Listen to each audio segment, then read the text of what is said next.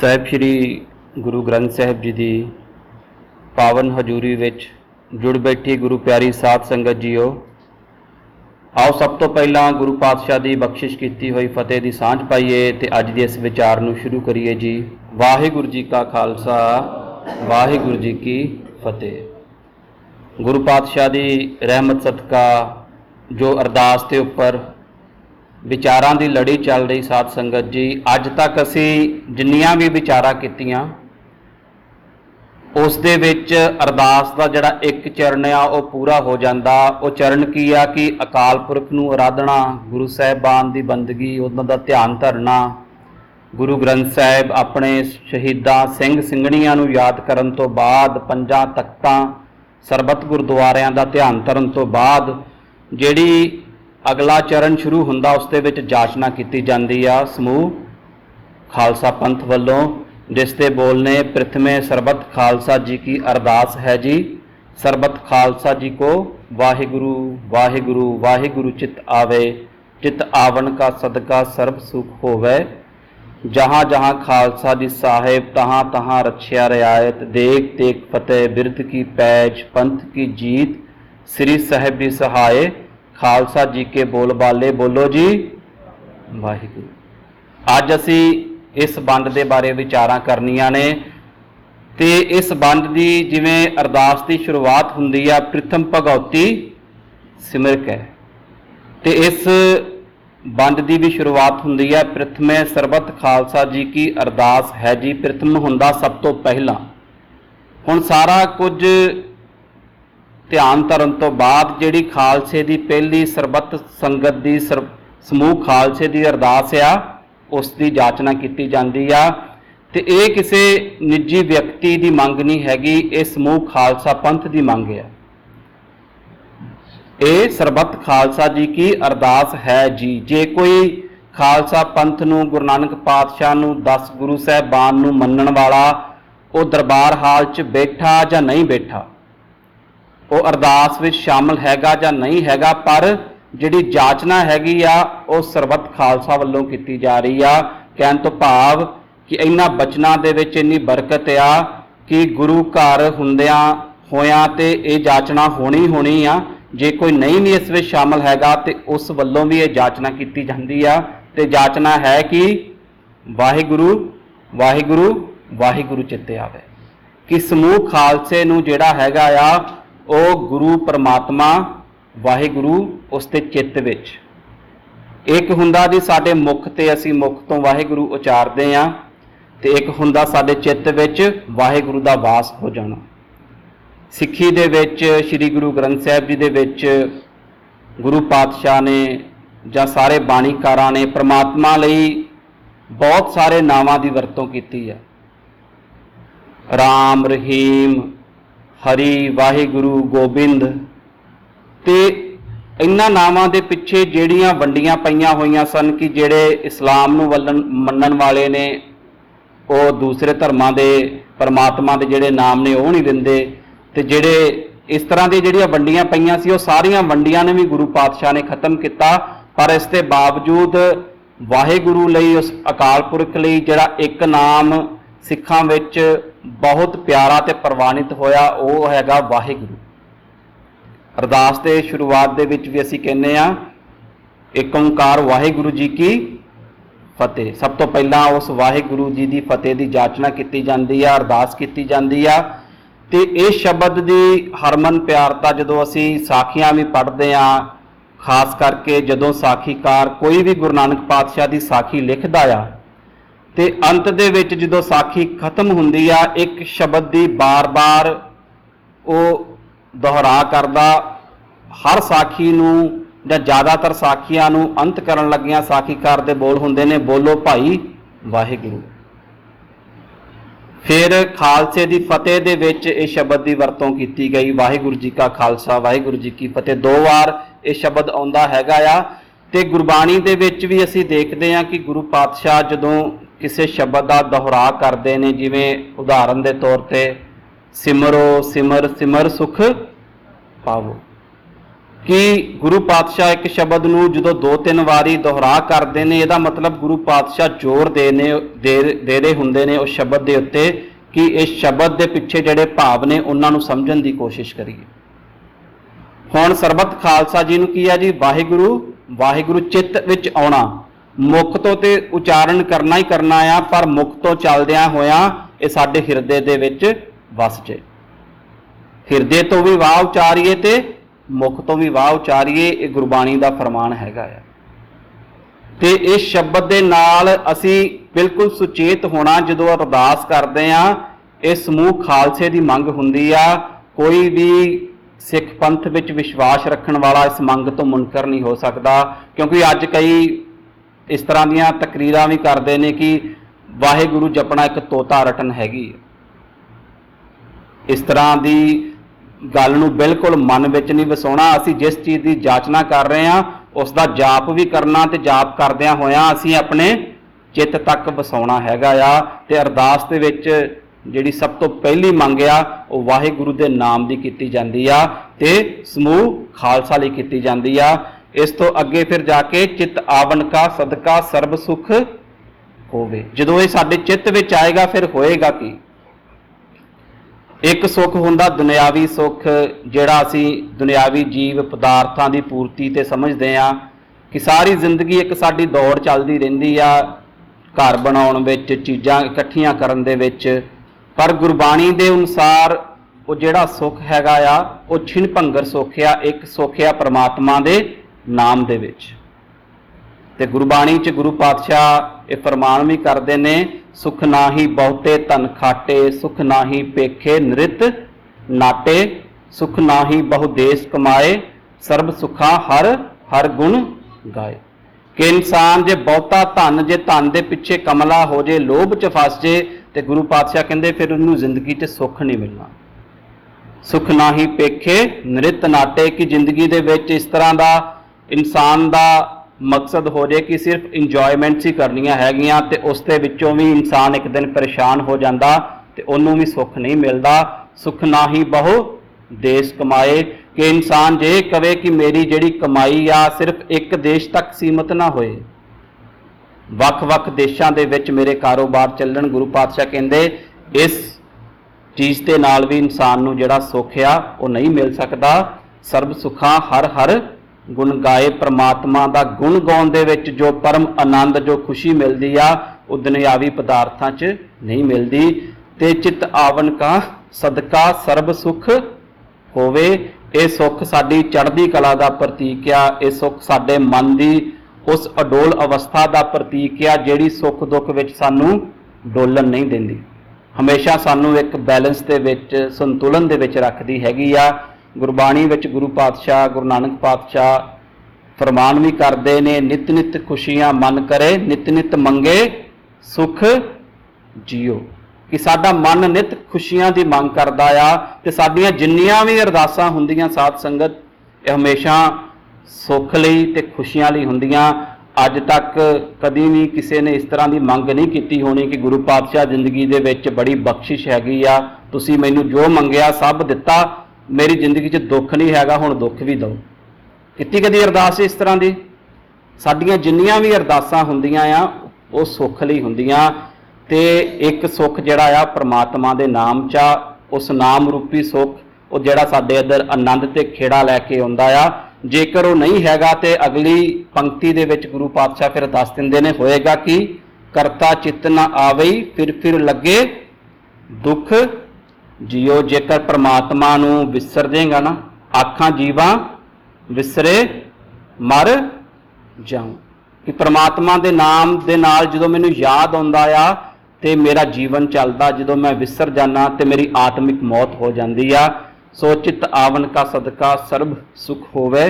इस तरह का जिहड़ा परम आनंद आ जदों वाहिगुरू साडे चित्त विच वसेगा ते सानूं मिलेगा। फिर अगली कामना की जाती है, जहां जहां खालसा जी साहिब तहां तहां रछिया रियायत।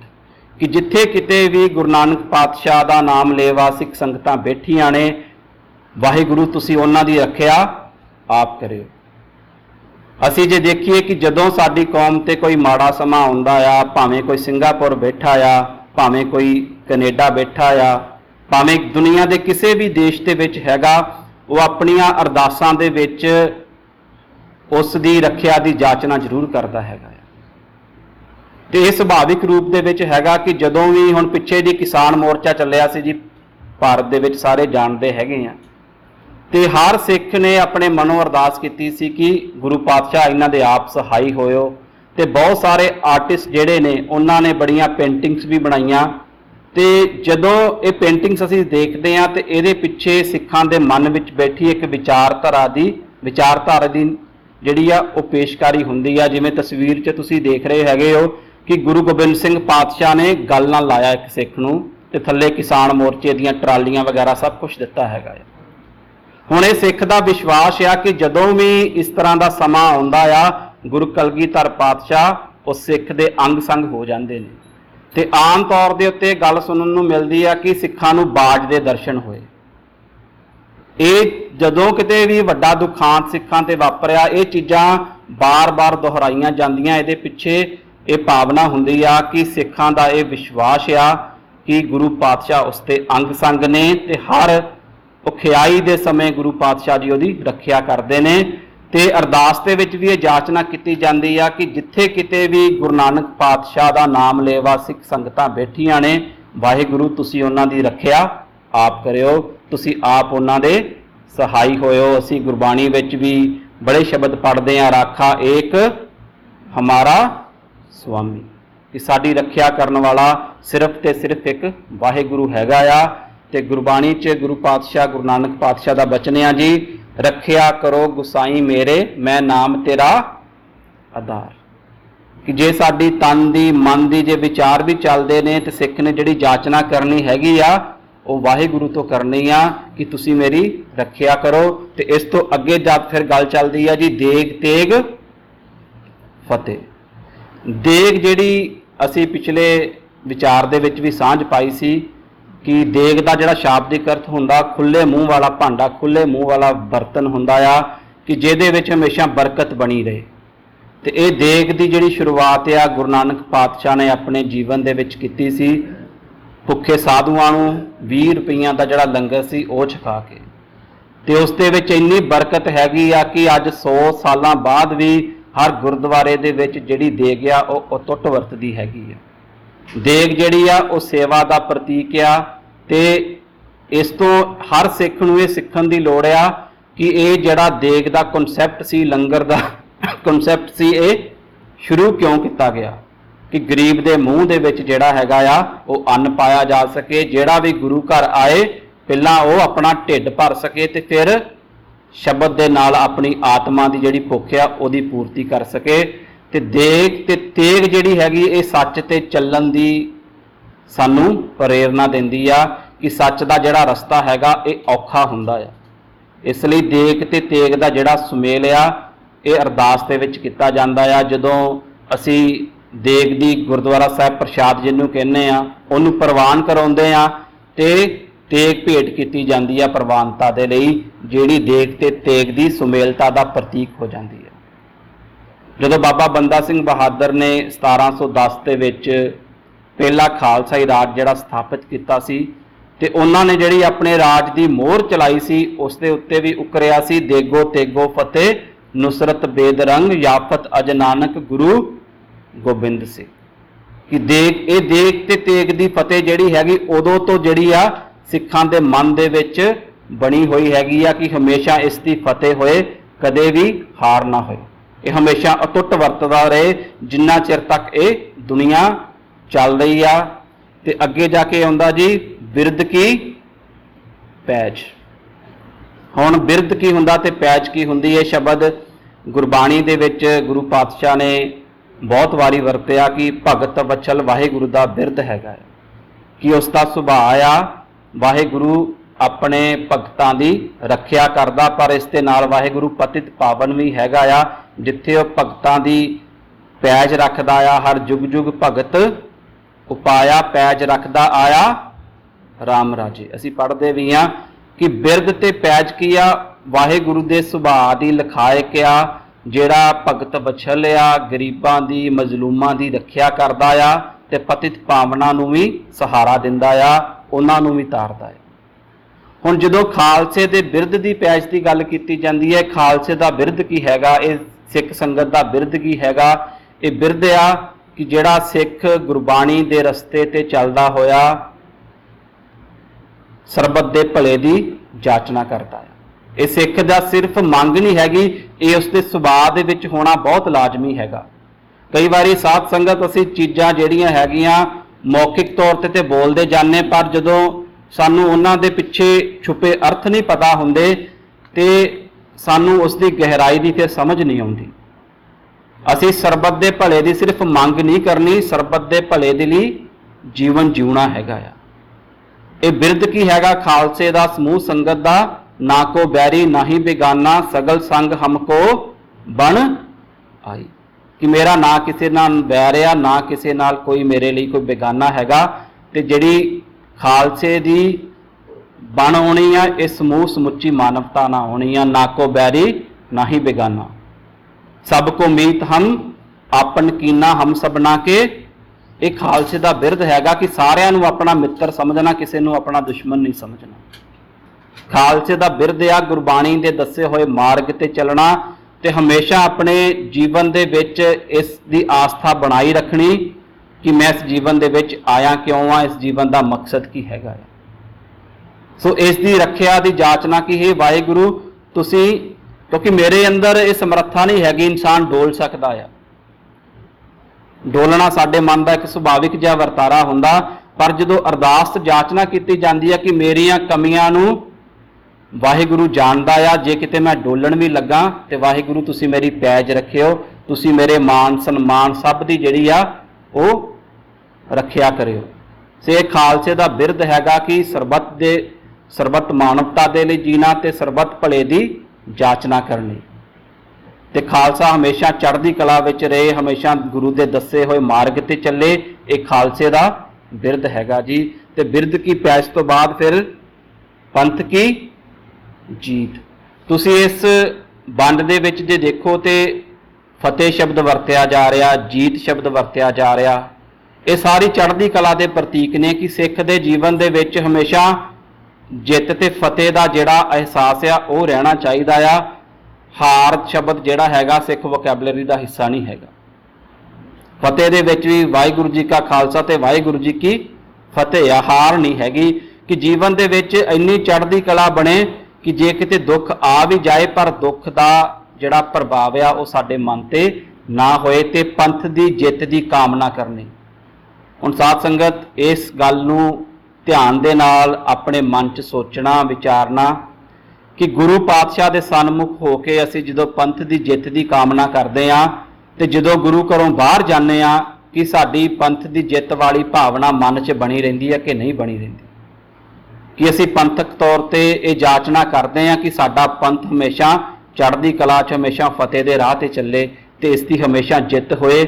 ਇਹ ਅਸੀਂ ਕਿਸੇ ਨੂੰ ਜੱਜ ਨਹੀਂ ਕਰਨਾ, ਅਸੀਂ ਆਪਣੀ ਜੱਜਮੈਂਟ ਆਪ ਕਰਨੀ ਆ ਕਿ ਗੁਰੂ ਘਰ ਵਿੱਚ ਅਰਦਾਸ ਕਰਨ ਤੋਂ ਬਾਅਦ ਸਾਡੇ ਮਨ ਦੀ ਅਵਸਥਾ ਕੀ ਹੁੰਦੀ ਆ ਤੇ ਜੀਵਨ ਦੇ ਵਿੱਚ ਅਸੀਂ ਦੂਸਰੇ ਭੈਣ ਭਾਈਆਂ ਨਾਲ ਅਸੀਂ ਕਿਸ ਤਰ੍ਹਾਂ ਵਿਚਰਦੇ ਹਾਂ, ਕਿ ਅਸੀਂ ਉਹਨਾਂ ਦੀ ਜਿੱਤ ਦੀ ਕਾਮਨਾ ਕਰਦੇ ਹਾਂ, ਆਪਣੇ ਖਾਲਸਾ ਪੰਥ ਦੀ ਜਿੱਤ ਦੀ ਕਾਮਨਾ ਕਰਦੇ ਹਾਂ ਜਾਂ ਨਹੀਂ।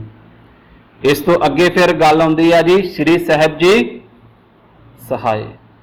ਸ੍ਰੀ ਸਾਹਿਬ ਜਿਵੇਂ ਗੱਲ ਕੀਤੀ ਸੀ ਕਿ ਪ੍ਰਮਾਤਮਾ ਨੂੰ ਗੁਰੂ ਪਾਤਸ਼ਾਹ ਗੁਰੂ ਕਲਗੀਧਰ ਪਿਤਾ ਨੇ ਅਜਿਹੇ ਨਾਵਾਂ ਨਾਲ ਵੀ ਯਾਦ ਕੀਤਾ, ਉਹ ਵਾਹਿਗੁਰੂ ਜਿਹੜਾ ਖੜਗ ਧਾਰੀ ਆ, ਖੜਗ ਕੇਤ ਮੈਂ ਸਰਨ ਤੁਹਾਰੀ। ਅਸੀਂ ਪੜ੍ਹਦੇ ਵੀ ਹਾਂ ਕਿ ਉਹ ਵਾਹਿਗੁਰੂ ਜਿਸ ਨੇ ਕਿਰਪਾਨ ਧਾਰਨ ਕੀਤੀ ਹੋਈ ਹੈਗੀ ਆ।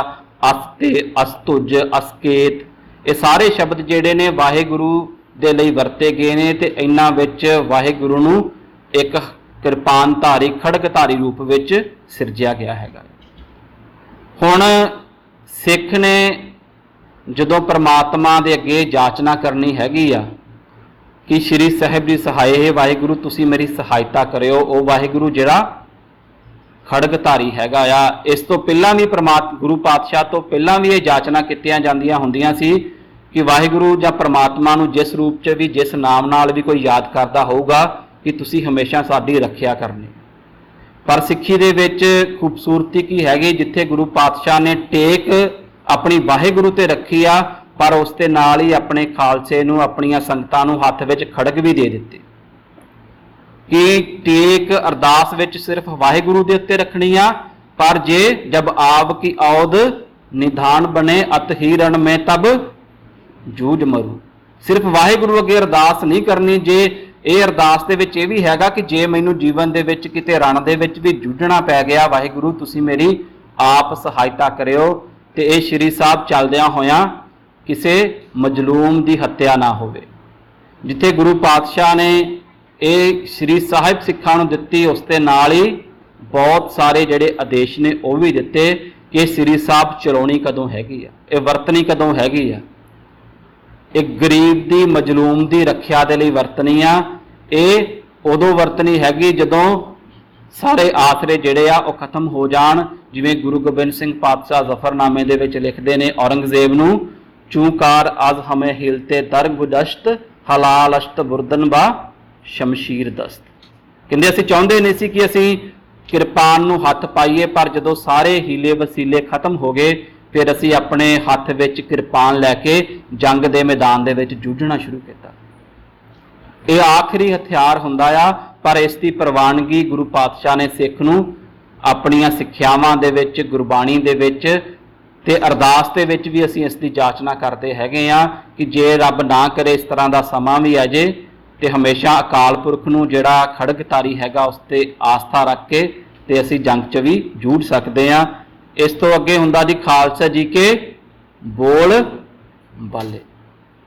ਖਾਲਸੇ ਦੇ ਬੋਲ ਕੀ ਨੇ ਸਾਧ ਸੰਗਤ? ਕਿ ਖਾਲਸਾ ਹਮੇਸ਼ਾ ਚੜ੍ਹਦੀ ਕਲਾ ਦੇ ਵਿੱਚ ਰਹੇ। ਤੇ ਖਾਲਸੇ ਦੇ ਬੋਲ ਜਿਹੜੇ ਨੇ, ਇਸ ਦੀ ਭਾਈ ਕਾਨ ਸਿੰਘ ਨਾਭਾ ਨੇ ਖਾਲਸਾਈ ਬੋਲੇ ਦੀ ਇੱਕ ਬੜੀ ਲੰਬੀ ਜਿਹੜੀ ਹੈਗੀ ਆ ਉਹ ਲੜੀ ਮਹਾਨ ਕੋਸ਼ ਦੇ ਵਿੱਚ ਦਰਜ ਕੀਤੀ ਹੈਗੀ। ਤੇ ਇਹ ਬੋਲਿਆਂ ਨੂੰ ਸਿਰਜਣ ਦੇ ਪਿੱਛੇ ਇੱਕ ਲੰਬਾ ਚੌੜਾ ਇਤਿਹਾਸ ਪਿਆ ਕਿ ਜਦੋਂ ਸਿੱਖ 18ਵੀਂ ਸਦੀ ਵਿੱਚ ਜੰਗਲਾਂ 'ਚ ਰਹਿੰਦੇ ਸੀ, ਉਹਨਾਂ ਨੇ ਮਾਰੂਥਲਾਂ ਦੇ ਵਿੱਚ ਆਪਣੇ ਰਹਿਣ ਬਸੇਰੇ ਕੀਤੇ ਸੀ, ਪਹਾੜਾਂ ਦੀਆਂ ਕੁੰਦਰਾਂ ਦੇ ਵਿੱਚ ਆਪਣੇ ਜਿਹੜੇ ਘਰ ਸੀ ਉਹ ਬਣਾਏ ਸੀ। ਤੇ ਉਦੋਂ ਉਹਨਾਂ ਨੇ ਇੱਕ ਇਸ ਤਰ੍ਹਾਂ ਦੀ ਭਾਸ਼ਾ ਦਾ, ਇਸ ਤਰ੍ਹਾਂ ਦੀ ਸ਼ਬਦਾਵਲੀ ਦਾ ਨਿਰਮਾਣ ਕੀਤਾ ਜਿਸ ਤੋਂ ਪਤਾ ਲੱਗਦਾ ਕਿ ਉਹ ਜਿਹੜੇ ਸਿੰਘ ਸੀ ਉਹ ਕਿੰਨੀ ਚੜ੍ਹਦੀ ਕਲਾ ਦੇ ਮਾਲਕ ਸਨ।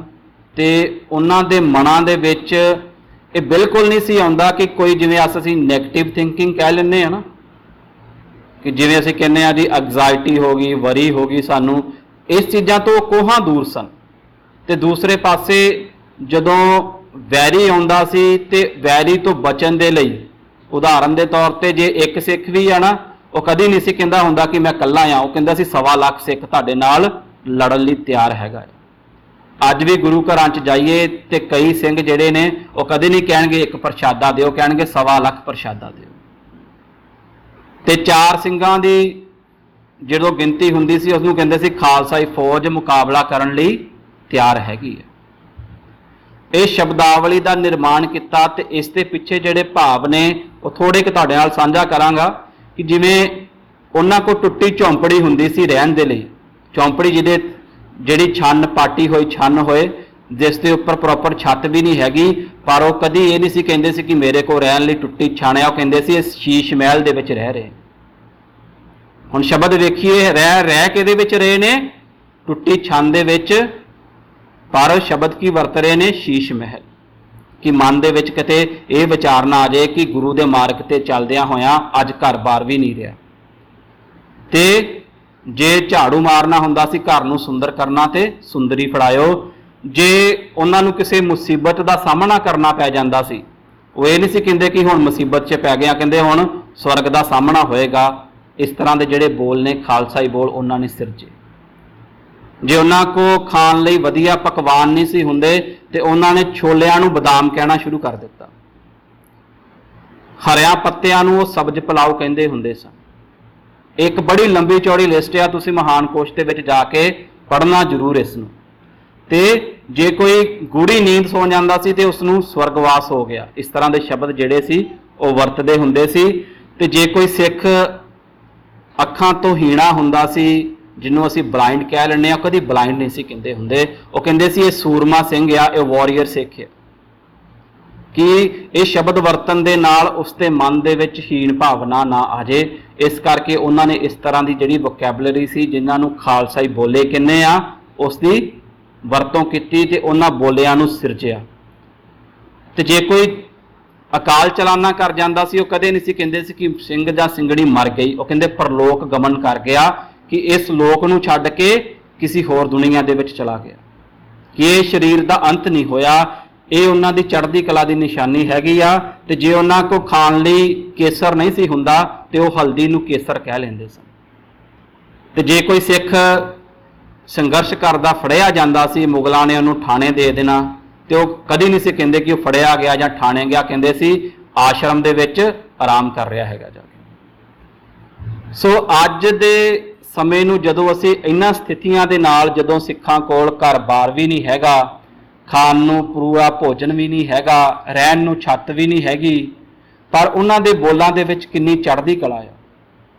ते अज साडे कोल सारा कुछ हैगा, कदी इस तरह का समा तो नहीं आया होएगा कि जिस दिन रात नूं प्रशादा ना मिलिया होए करे, जदों दे असीं पैदा होए साध संगत जी। पर साडी अज वोकैबलरी 'च किहड़े शब्द आ चुके ने? Anxiety, worry, tension, depression. इन्हां बोलां दा ते इन्हां बोलां दा जमीन असमान का फर्क साडे विच आ चुका। सानूं ध्यान देण दी लोड़ आ। जदों असीं खालसे जी के बोल बाले, हमेशा ये बोल जिहड़े ने ये साडे लई ने, कि इन्हां बोलां दा एहसास, इन्हां दी चढ़दी कला हमेशा साडे मनां विच बनी रहे, ते असीं हमेशा चढ़दी कला दे विच जिहड़ा अपना जीवन हैगा आ वो बतीत करिए। सो इस वंड दे विच समूह खालसा पंथ ने जिहड़ी जाचना कीती आ कि सब तो पहला वाहिगुरू चित्त आवे।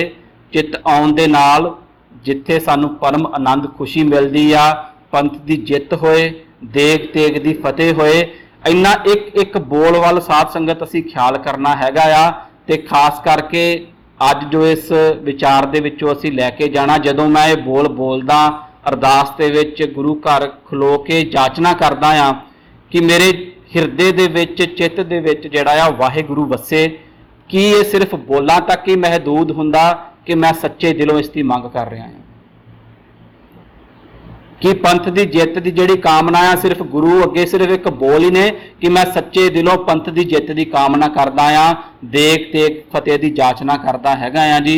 इन्नियां कुछ बेनतियां प्रवान करनियां साध संगत, विचारा करदियां होइयां बेअंत भुल्लां लई गुरु पातशाह साध संगत बख्शण योग आ जी, बख्श लैना। भुल चुक दी खिमा दिओ असीस, बुलाओ फतेह। वाहिगुरू जी का खालसा, वाहिगुरू जी की फतेह।